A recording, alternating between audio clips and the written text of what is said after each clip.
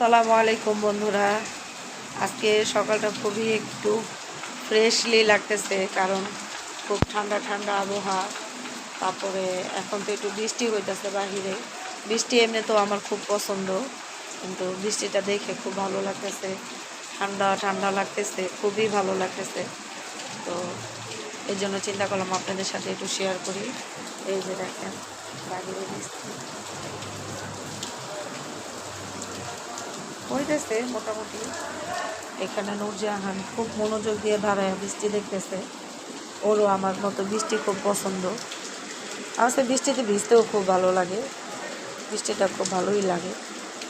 কিন্তু বৃষ্টিতে ভিজবো কেমনে?